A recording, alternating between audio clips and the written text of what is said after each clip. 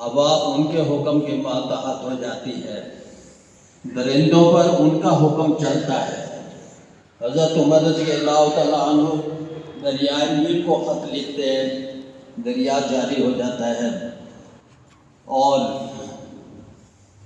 ایک مورچے پر ایک جنگ کے موقع پر مدینہ منورہ سے سینکڑوں میل دور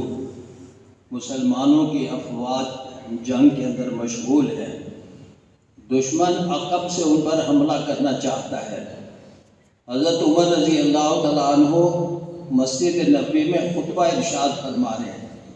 اور خطبے کے درمیان آپ نے یہ جملہ ارشاد فرمایا، یا ساریہ الجبل۔ ساریہ اس لشکر کے کمانڈر کا نام تھا، سپہ سالار کا نام تھا۔ تو آپ نے اس کو مخاطب کر کے متوجہ فرمایا کہ دیکھو دشمن پہاڑ کی طرف سے تم پر حملہ کرنے والا ہے، خبردار ہو جاؤ۔ چنانچہ انہوں نے وہ آواز سنی، اور اس آواز کو سن کر انہوں نے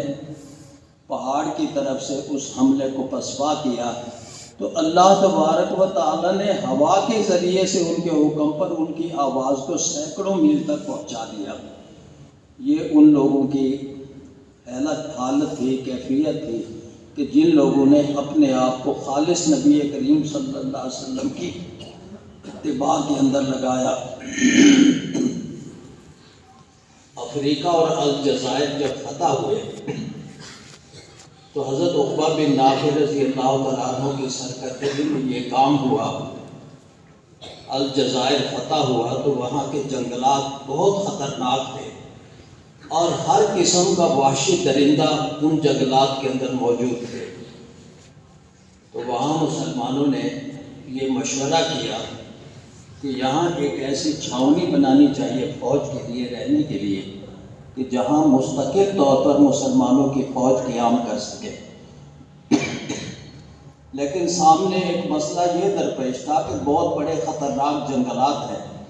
اور ان میں خطرناک وحشی جانور اور درندے رہتے ہیں۔ تو حضرت عقبہ بن نافع رضی اللہ تعالیٰ عنہ، جن کا بھروسہ توکل مسلمانوں کا خالص اللہ کی ذات پر ہوتا تھا، سرکار دو عالم صلی اللہ علیہ وسلم کے سچے غلام ہونے کی نسبت ان لوگوں کو حاصل تھی، تو تاریخ کے اندر یہ بات موجود ہے کہ انہوں نے کھڑے ہو کر اعلان کیا کہ اے جنگل کے درندوں، ہم نبی کریم صلی اللہ علیہ وسلم کے غلام ہیں، ہم نے یہاں اپنے ٹھہرنے کے لیے چھاؤنی اور مستقل قیام گاہ بنانی ہے، لہٰذا تمہیں 3 دن کی مہلت دی جاتی ہے کہ اس جنگل کو خالی کر دو۔ علامہ مقریزی رحمۃ اللہ علیہ نے الخطط المقریزیہ کے اندر یہ واقعہ لکھا ہے، باقی مورخین نے بھی لکھا ہے کہ جتنے بھی اس جنگل کے اندر درندے تھے، شیر سے لے کر سانپ اور بچھو تک، سب اپنے بچوں کو اٹھا کر 3 دن کے اندر اندر انہوں نے وہ جنگل خالی کر دیا۔ یہ برکت تھی اس اتباع کی جو صحابہ کرام رضی اللہ تعالیٰ عنہم اجمعین سرکار دو عالم صلی اللہ علیہ وسلم کی اتباع کرتے تھے۔ اللہ تبارک و تعالیٰ نے اس اتباع کی وجہ سے ان کو اپنا ایسا محبوب بنا لیا، من کان للہ کان اللہ لہ، جو اللہ کا ہو جاتا ہے پھر اللہ بھی اسی کا ہو جاتا ہے، اور جس کا اللہ ہو جاتا ہے پھر کائنات کی یہ ہر چیز اس کے تابع ہو جاتی ہے۔ ہارون رشید نے ایک مرتبہ اپنی حکومت میں یہ اعلان کیا، اپنے جو اس کے اراکین سلطنت تھے ان کو یہ کہا کہ تم جو چاہو آج مانگ سکتے ہو، میں تمہیں دینے کے لیے تیار ہوں۔ ہر ایک نے اپنی اپنی خواہش کے مطابق، پسند کے مطابق، کسی نے سونا چاندی مانگا، کسی نے جائیداد اور جاگیر کا مطالبہ کیا، کسی نے کچھ مانگا۔ تو بادشاہ کی ایک باندی تھی، وہ خاموش کھڑی تھی۔ ہارون کہنے لگا کہ اللہ کی بندی، سب نے اپنی اپنی خواہش اور پسند کے مطابق چیزیں مانگ لی ہیں، تو بھی کوئی چیز مانگ لے۔ تو اس نے بادشاہ کے سر پر ہاتھ رکھ دیا، حیران ہوئے کہ اس کا کیا مطلب ہے۔ تو وہ کہنے لگے کہ بادشاہ سلامت، ان لوگوں نے تو ایسی چیزیں مانگی ہیں جو عارضی ہیں، سونا چاندی ہے تو وہ بھی ان کے پاس عارضی خرچ ہو جائے گا، جائیداد اور جاگیر ہے تو وہ بھی عارضی ہے اور محدود ہے، لیکن میں نے بادشاہ کے سر پر ہاتھ رکھا ہے، مجھے بادشاہ سلامت چاہیے۔ جب بادشاہ مجھے مل جائے گا تو اس کا مطلب یہ ہے کہ پوری شاہی، پوری سلطنت جو ہے وہ میرے نام ہو جائے گی۔ اس طریقے سے اللہ تبارک و تعالیٰ کا جو بندہ بن جاتا ہے، اب تعالیٰ شانہ اسی کے ہو جاتے ہیں، اور پھر اللہ تبارک و تعالیٰ